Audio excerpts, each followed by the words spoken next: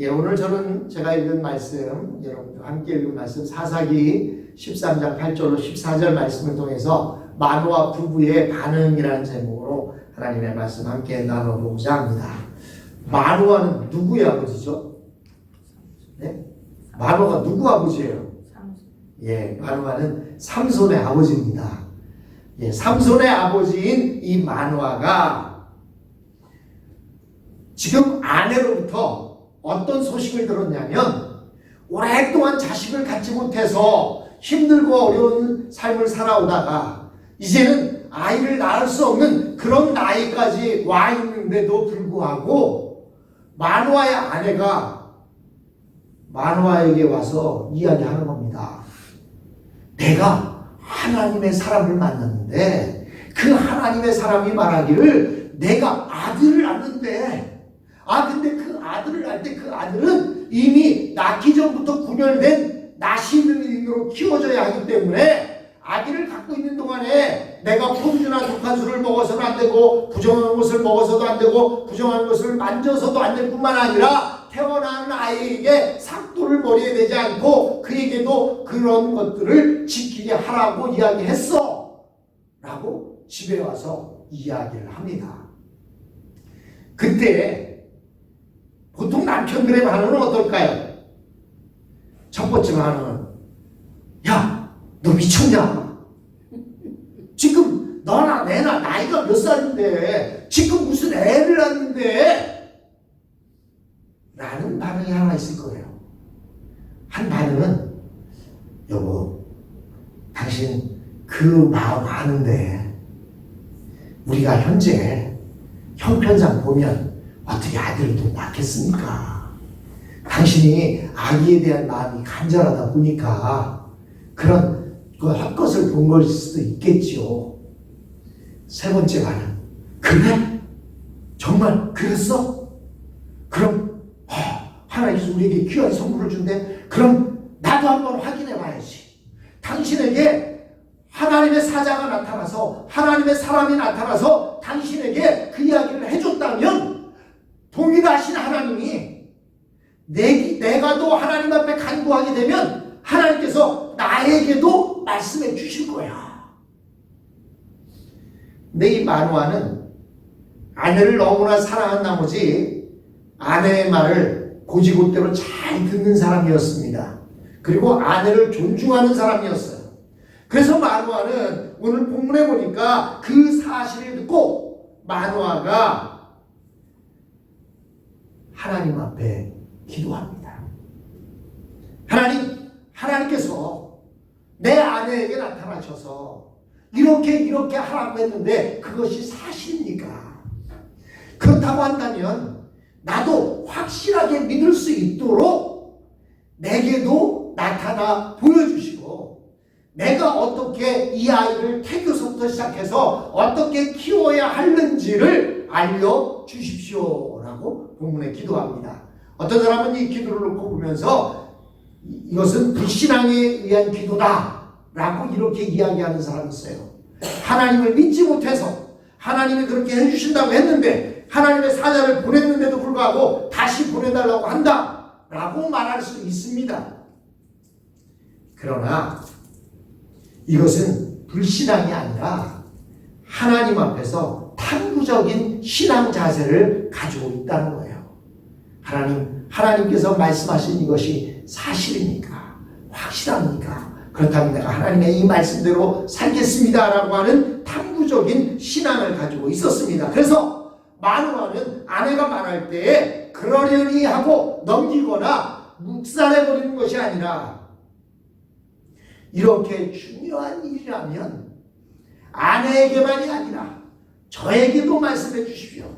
저도 이 일에 함께 동참하게 해 주십시오 라고 말하면서 직접 확인하고자 했습니다.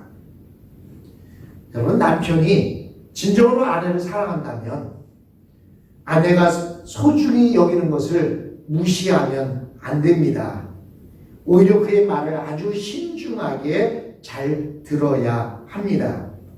근데 사실 저도 아내랑 30년 이상을 살다 보니까 벌써 35년째 살고 있는데 35년째 살다 보니까 어느 때는 아내의 말을 그냥 귀등으로 듣고 흘릴 때도 있고, 또 어느 때는 아내의 말을 무시하기도 할 때가 있었음을 고백합니다.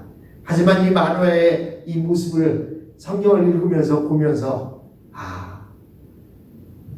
관계가 좋아지고 오래된 관계를 가질수록 더 존중해주고 더 위해주고 해야 되겠구나라는 생각을 해보게 됩니다. 사실 우리 집 막내가 아마 6남매 중에서 신앙이 가장 열정적인 신앙을 가지고 있는 것 같아요. 여동생인데 올해 50이 넘은 그 여동생이 근데 결혼을 한다고 그러는데 남자친구를 데려와서 소개를 하는데 보니까 이 남자가 예수를 안 믿는 사람이에요. 그래서 이제 저희는 반대를 했습니다. 신앙은 영적 전쟁, 결혼은 전쟁터가 아니다. 안 믿는 사람과 결혼을 하다 보면 잘못하면 이 결혼 생활이 전쟁터가 되어버린다. 영적인 전쟁터가 돼서 예수를 믿는 사람과 믿지 않는 사탄의 편과 그 집안에서 다툼이 나고 싸움이 날 수 있는데, 그랬더니 우리 막내가 하는 얘기가 그 남자가 진정으로 나를 사랑한다면 내 말을 듣고 따라올 겁니다. 그래서 그냥 지켜보기로 했습니다. 근데 한 번은 제가 있는 대전 대흥침례교회에 제가 부사역자로 있는데 동생이 그 남자친구를 데리고 왔어요. 그리고 예배에 참석을 했어요. 그리고 이렇게 전도를 했더니 이제 예수를 믿겠습니다 다짐하고 침례까지 받았어요. 그리고 나서 결혼을 했습니다. 어떤 사람들은 이렇게 결혼을 하고 나서도 언제 그랬냐는 듯이 또 결혼하면 이제 끝이야. 도장 찍었으니까 이제 끝이야 안 하고 그럴 수 있을지 모르는데 그게 제게는 매제가 되는 거죠. 매제가 교회도 잘 안 나가기도 하고 왔다 갔다 했는데 요번에 가서 보니까 교회의 집사로 얼마나 열심히 교회를 잘 섬기고 있는지 몰라요.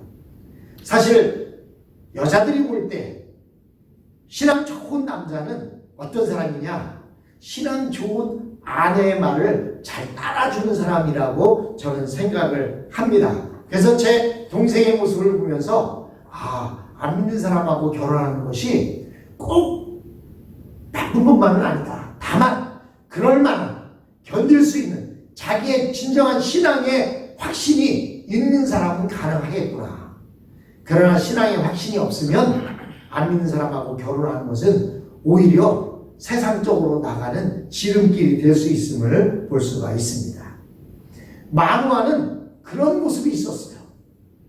그는 그토록 중요한 일이라고 한다면 자기가 한번 확인해 보겠다는 거예요. 우리 막내가 결혼이라는 그 가장 큰 일에 정말로 그 남자가 나를 사랑한다면 내가 믿고 따르는 그 예수 그리스도를 반드시 따라줄 거야 라고 하는 그것을 시험에 받듯이 마누아는 그토록 중요한 일이라면 자기가 직접 확인해 보아야 되겠다라고 생각을 했습니다. 하나님 앞에 이렇게 기도했을 때 실제로 그는 하나님의 사자를 만나게 됐습니다. 그래서 음식도 대접하려고 하고 이름도 물어봄으로써 아내가 못했던 경험을 할 수 있었습니다. 원래 마누아의 신앙은 아내에 미치지 못했습니다. 사실 거의 대부분이 부부가 신앙생활을 같이 한다고 한다면 남편보다는 아내의 신앙이 다 대부분은 더 좋습니다. 원래 마누아의 신앙도 아내의 신앙만큼 미치지 못했습니다. 그러나 그는 아내에게 아주 진지하고 정직한 자세를 가지고 있었던 것을 오늘 본문을 통해서 볼 수가 있습니다. 그래서 아내가 자기 경험에 대해 이야기했을 때에 무시하거나 귓등으로 들은 것이 아니라 자기도 직접 확인하기를 원했습니다. 이렇게 확인하기를 원하자 그 결과로 그는 아내보다 더 훨씬 영광스러운 자리에 나아갈 수가 있었습니다. 아내는 그 사자로부터 아이를 낳을 것이다, 이런 대화만 했을 뿐인데 마누아는 직접 음식도 장만해서 대접도 하고 같이 앉아서 대화도 하고 그리고 애를 어떻게 키워야 하는지 이런 부분에 대해서 자세히 알 수 있는 그런 기회가 되었던 것입니다.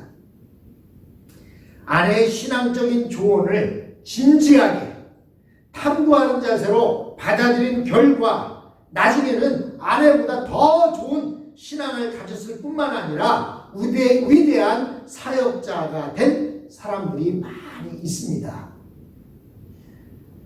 개차반처럼 살던 남편이 아내의 눈물 흘리며 하는 그 기도 소리를 듣고 변화되어서 훌륭한 사역자로 변화된 사람들이 부지기수로 많습니다. 그들은 언제까지나 아내의 치맛자락을 붙잡고 유치한 신앙에 머물러 있지 않습니다. 아내의 기도 도구로 살아가는 자들이 아닙니다. 아내의 그 기도 가운데 하나님의 말씀을 듣고 응답받게 되면 아내보다 더 나은 모습으로 집안의 대제사장의 역할을 감당할 수 있게 되어집니다. 아내의 이야기를 출발점으로 삼아 하나님께 더 질문해보고 더 연구해보고 확인해보다가 결국에는 훌륭한 주의 종이 되었습니다. 오늘 살아가는 우리에게도 이 마누아의 모습처럼 탐구적인 신앙 자세가 필요합니다. 우리가 사사기를 읽으면서 이런저런 말씀이 있대. 그럭저럭 그냥 읽어보면 흥미롭고 진지해. 이때 사사는 이런 일을 저지르고 저때 사사는 저렇고 뭐 이런저런 얘기가 있어. 역사 이야기를 들으면 재미있잖아 라고 그치면 안 된다는 거예요. 이런 말씀이 있다면 내가 하나님 앞에서 확인해야 할 것이 무엇인가, 또 삼손의 계획이 이러했다면 나에 대한 계획은 도대체 하나님이 나에 대해서 가지고 있는 계획은 무엇인가, 또 나는 하나님 앞에서 무엇을 포기해야 하는가, 어떤 즐거움이나 어떤 오락이나 어떤 인간관계를 포기해야 하는가, 이런 부분에 대해서 기도하면서 진지하게 하나님 앞에 여쭈어 봐야 합니다. 내가 들은 그 말씀을 출발점으로 삼아서 그곳에 머물러 있는 것이 아니라 더 나은 영광의 자리로 나아가야 하는 것입니다. 우리가 하나님 앞에 갔을 때 우리는 글로리피케이션, 영화의 단계에 이르게 된다고 이야기합니다. 그 이야기는 우리가 신앙생활하면서 점점점 자라가야 된다는 거예요. 그런데 내가 옛날에는 이렇게 뜨거웠어 하면서 지금은 근데 보잘것없어. 그러면 점점점 낙후되어 가고 있는 겁니다. 물론 뜨겁다는 것이 사람들이 생각할 때 무슨 뭐 소리를 지르고 눈물 콧물 흘려가면서 기도하는 것, 그것을 뜨겁다고 말하는 것이 아닙니다. 하나님과의 관계에 있어서 예수님이라면 어떻게 할 것인가, 매 순간순간마다 내 앞에 펼쳐지는 일들을 바라볼 때에 내 판단과 내 기준으로 결정하는 것이 아니라 예수님이라면 이런 상황에 어떻게 할 것인가를 진지하게 고민해보고 그 예수님의 생각을 따르려고 노력하는 것, 그것이 뜨거운 영성이요 열성인 것입니다. 마누아의 신앙은 남들이 그렇다고 하니까 그런 것보다 하고 베끼는 식의 신앙이 아니었습니다. 자기 자신이 직접 확인해 보고 거기에 더 나아가 이름도 물어보고 음식도 대접하려 드는 그런 탐구적인 신앙이었습니다. 베레아 사람들은 데살로니가 사람들보다 더 진지하여서 말씀을 깊이 묵상했다 라고 말하고 있지 않습니까? 마찬가지로 마누아의 신앙이 그러했습니다. 그냥 들은 대로 끝나는 것이 아니라 열성적으로 이 말씀이 도대체 무엇을 이야기하는가, 하나님 앞에 기도하며 그 뜻을 알기 위해 노력한 사람, 그 사람이 바로 마누아였습니다.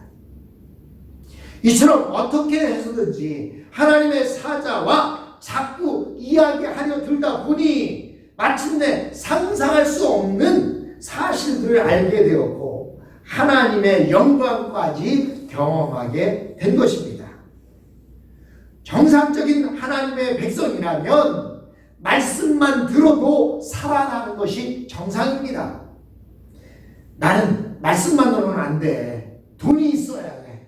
나는 말씀만으로는 안 돼. 내게 보여줘야만 해. 하는 사람은 이미 호흡이 끊겨진 사람입니다.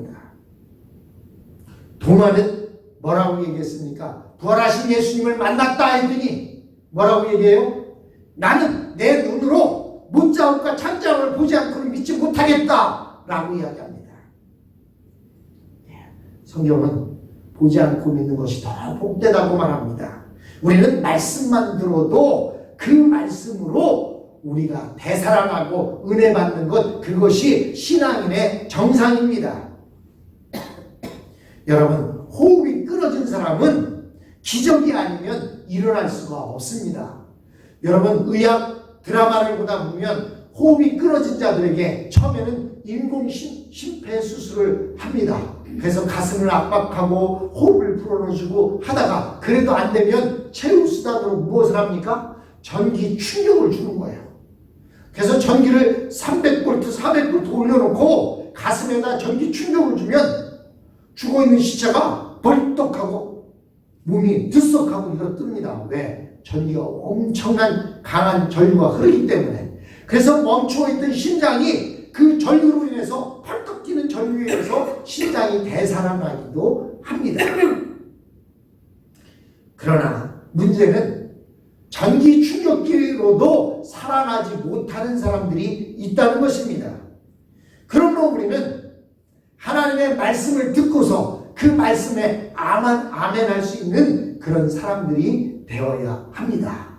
보고 믿으려 하고 또 나에게 무슨 기적이나 나타나야 믿으려 하는 모습이 아니라 하나님의 말씀을 듣고 그 말씀에 아멘할 수 있는 저와 여러분이 되었으면 합니다.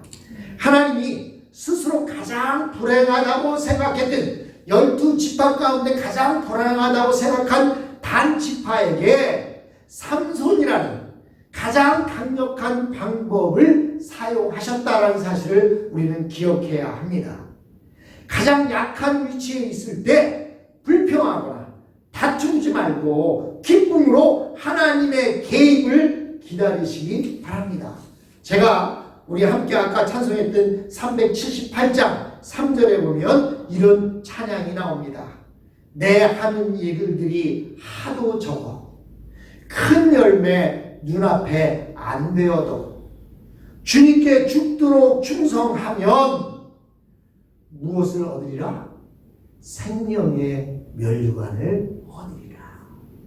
사실 우리들은 어떻게 보면 나약한 존재들이고 아무 보잘것없는 존재일 수 있습니다. 이 땅 인구가 66억이 넘어가는데 66억 중에 한 명인 나 자신을 놓고 볼 때 전혀 보잘것없는 정말로 개미 새끼만도 못해 보이는 그런 사람일 수 있습니다. 그러나 내 하는 일이 하도 적어서 큰 열매가 눈앞에 보이지 않습니다. 그러나 우리가 주님 앞에 죽도록 충성하면 하나님께서는 우리 눈앞에 보이지 않는 것 같은 그런 열매라도 하나님은 기억하셨다가 생명의 면류관을 주시겠다는 거예요. 여러분, 살기 힘들다고 해서 남편은 아내에게 친정에 가서 돈을 꿔오라고 소리를 지르거나 아내는 아내대로 남편에게 당신이 벌어다 준 게 뭐가 있냐고 싸우고 다투면서 이렇게 가정이 한화를 살아가고 있다고 한다면 그 가정에서는 하나님의 역사가 일어날 수가 없습니다. 단지파는 형편이 가장 어려운 지파였고 마노아의 집은 그 중에서도 더 어려운 가정이었습니다. 제가 지난 시간에 말씀드렸다시피 이 단지파가 차지한 땅은 블레셋 사람들이 사는 지역이었어요. 블레셋 사람들은 기골도 장대했고 용맹한 사람들이 사람들이었습니다. 그래서 이 단지파 사람들은요, 산 아래로 내려와 보지도 못하고 벌벌 떨며 살던 사람들이었습니다. 이렇게 단지파는 형편이 가장 어려웠고, 마노아의 집은 그 어려운 형편 중에서도 더 어려운 가정이 있었습니다. 그러나 그들은 자기의 힘으로 사이비의 행복을 만들어내지 않고 하나님을 기대했습니다. 다른 여자를 데려다가 자식을 낳으려 하지 않았습니다. 또한 다른 세상적인 방법으로 자식을 낳거나 자식을 생산하려 하지 않았습니다. 그들은 하나님을 믿고 기다렸습니다. 하나님이 자식을 주지 않는 것에도 하나님의 뜻이 있을 거야. 자신들도 남들처럼 살고 싶은데 이상하게 길이 열리지 않았을 때 우리는 이렇게 고백해야 됩니다. 하나님의 뜻이 다른 곳에 있는 모양이다. 하나님이 개입하신 모양인데 하나님 기다립니다. 하나님 말씀해 주시옵소서라고 하는 그러한 모습이 필요한 것입니다. 나에 대한 하나님의 놀라운 계획이 이루어지게 하기 위해 오늘 내가 어떤 욕망을 포기할 것이며 어떤 일에 그리스도와 함께 고난을 받을 것인가에 대해서 우리는 생각하며 살아야 합니다. 여러분, 우리 그리스도인이 어떻게 편안하게 살 수 있습니까? 십자가에 못 박히신 그리스도 앞에서 어떻게 가죽 소파에 비스듬히 누워서 양주 마셔가면서 신앙생활을 할 수 있겠습니까? 그리스도인은 편안하게 살기는 글러먹은 사람들입니다. 내가 포기해야 할 욕망이 무엇인지 남들은 모르고 있지만 은밀하게 즐기고 있는 죄스러운 습관이 무엇이 있는지 우리는 살펴보고 생각해 봐야 합니다. 그리고 그것을 포기해야 합니다. 그렇게 할 때 나에 대한 하나님의 계획이 놀랍게 이루어질 줄로 믿습니다. 다른 믿음의 형제나 자매들이 하는 말을 우리는 이 땅을 살아가면서 신중히 들어야 합니다. 믿음이 부족한 남편은 아내의 말에 귀를 기울여야 합니다.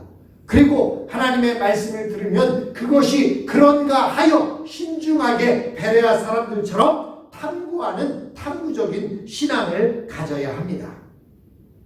나를 전도한 사람의 신앙, 친구의 신앙, 아내의 신앙에 머물러 있지 말고 내 눈으로 직접 확인하십시오. 하나님, 내게도 말씀해 주시옵소서. 내가 하나님의 뜻대로 살겠습니다. 고백하는 저와 여러분이 되었으면 합니다. 이 만화의 신앙이 저와 여러분의 신앙이 되시기를 주님의 이름으로 축원합니다.